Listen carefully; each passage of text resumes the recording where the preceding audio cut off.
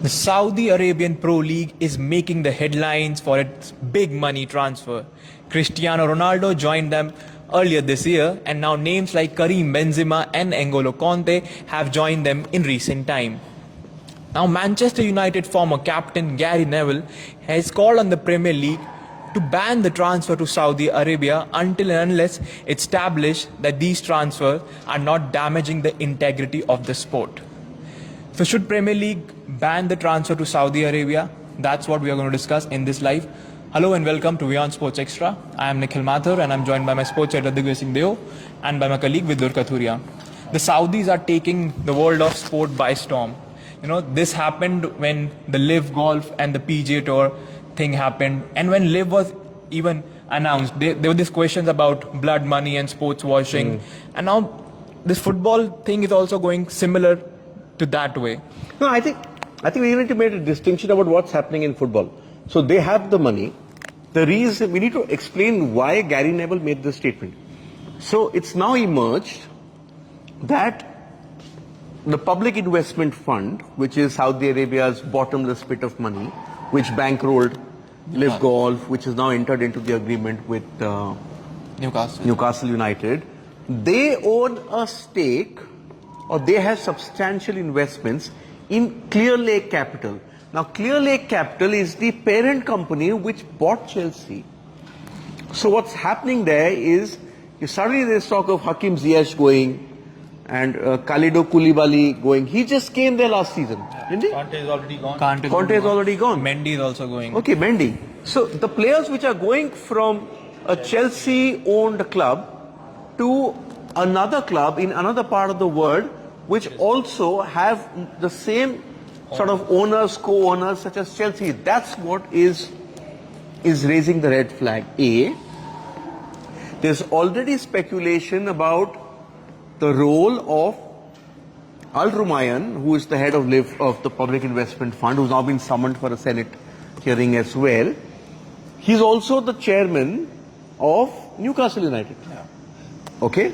So everything's leading back, and when the deal went through, the Premier League's fit and eligible persons test, they were categorical that the club will not be run as an extension of the Saudi government or the Saudi state.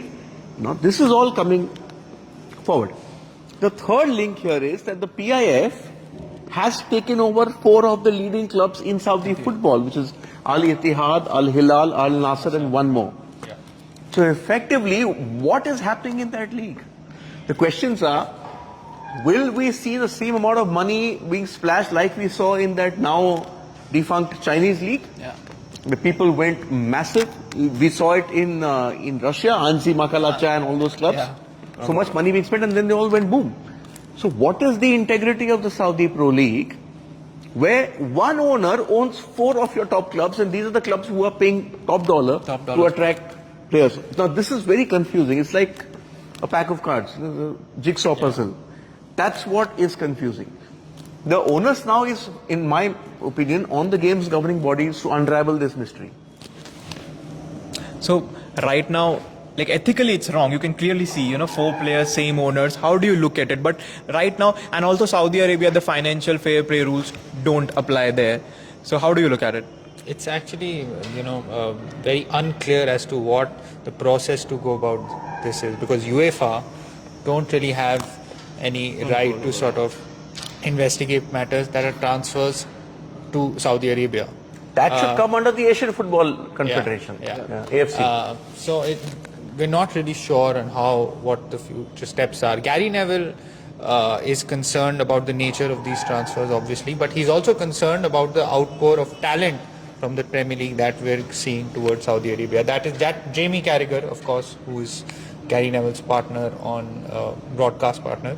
He also raised this issue that there is a concern about the exodus of talent from the Premier League that is now going to Saudi Arabia. Now, there are real links of Bernardo Silva, who's, one of the best players in the world right now, going to Saudi Arabia. So I think this bottomless pit of money that PIF is bound to attract top talent from the Premier League and of course around around the world. And of course, we're already seeing that Chelsea, you know, Edward Mendy was the best goalkeeper in the world a couple of years back.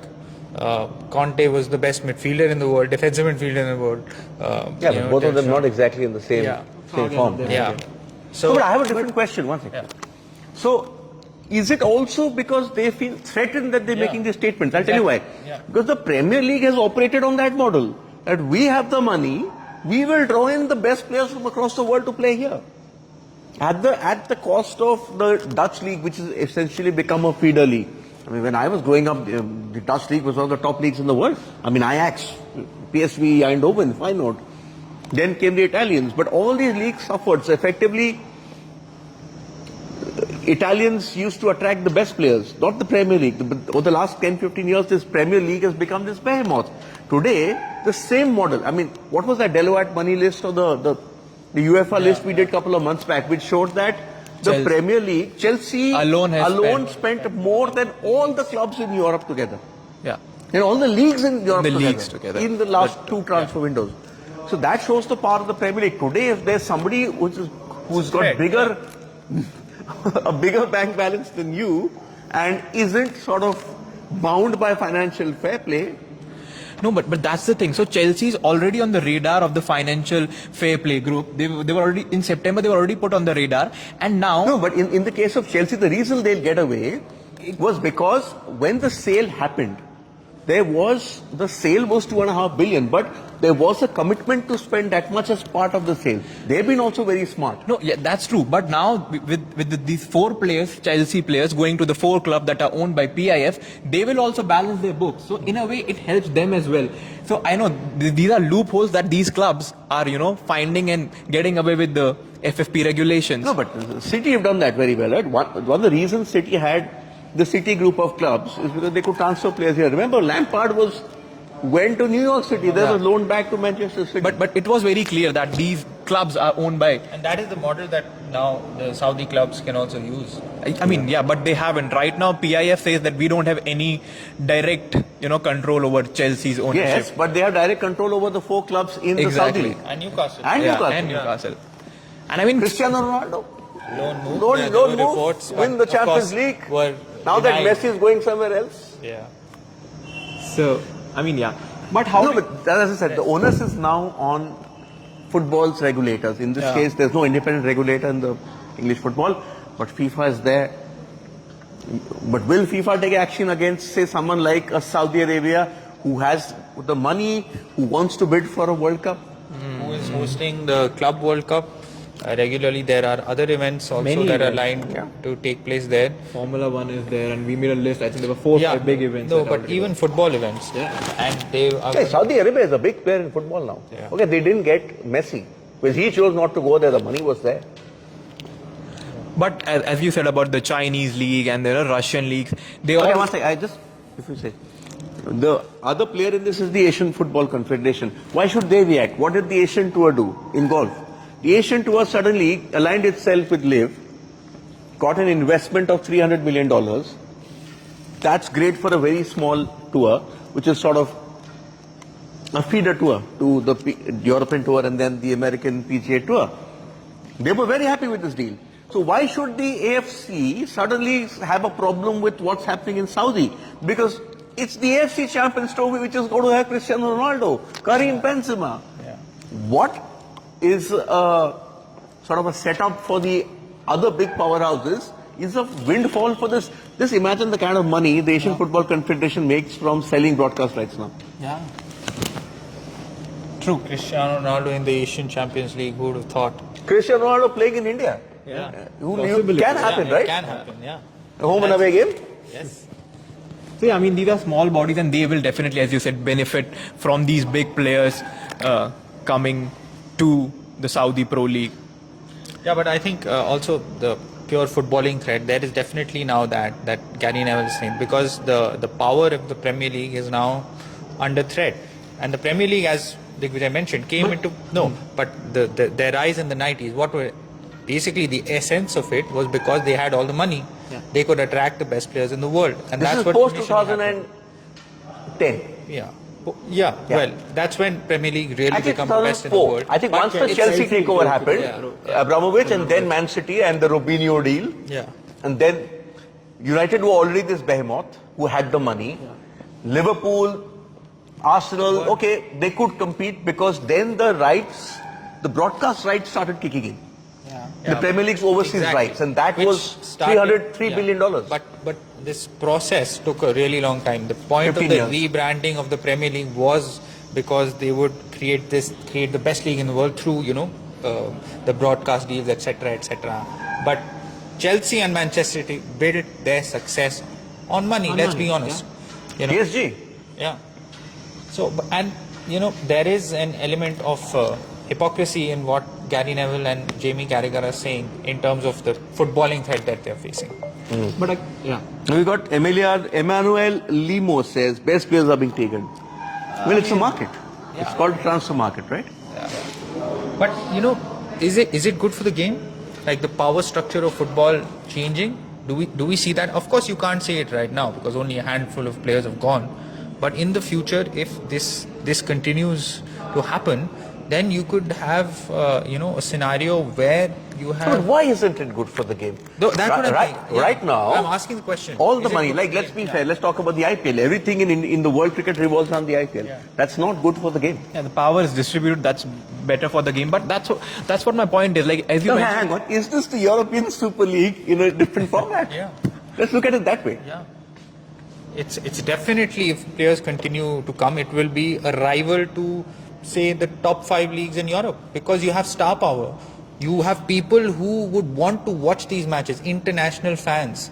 Can I make a suggestion? I don't know if anyone's listening. But there could be a situation with Qatar now a superpower. Qatar clubs have money, again, state money. You could have a Middle East Champions League or whatever. Yeah. I mean, that's a new circuit. but Because the Asian Champions League doesn't have too many takers. Clubs from Singapore, Japan. There's no connect. But now, how many Japanese clubs do you know?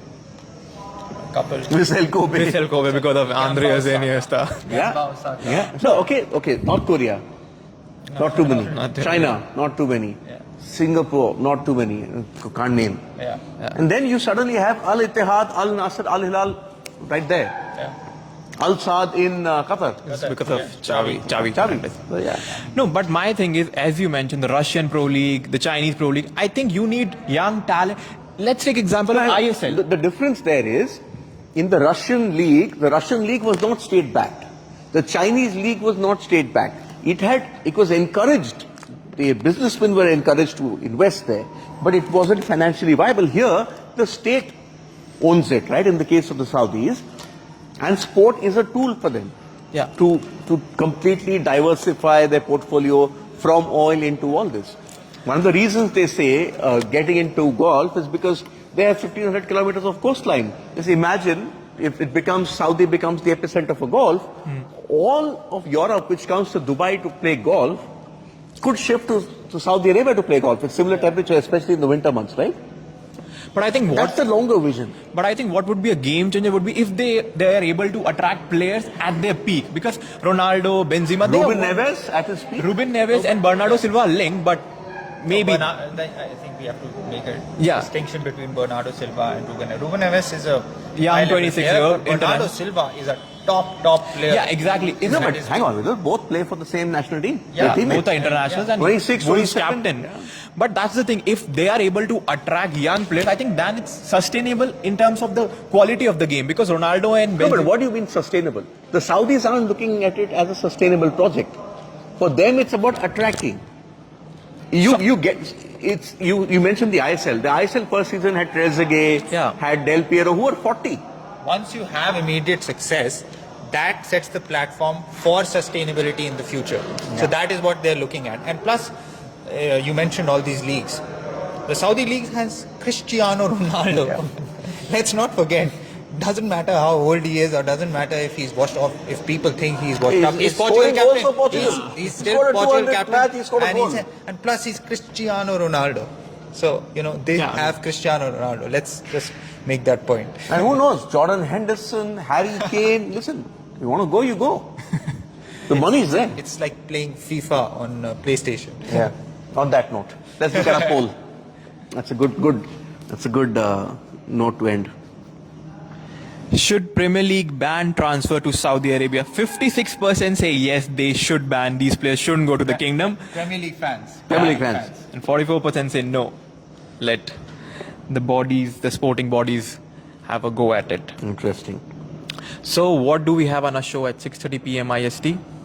Okay, PGA Tour and Live Golf, the Saudi merger, it's being, the US government is looking closely into it. Senate subcommittee on investigations has summoned Greg Norman, Jay Monahan, who's currently on a medical break, and the head of the PIF, Yasser Al-Rumayyan, to appear before it on the 11th of June to answer questions related to the deal.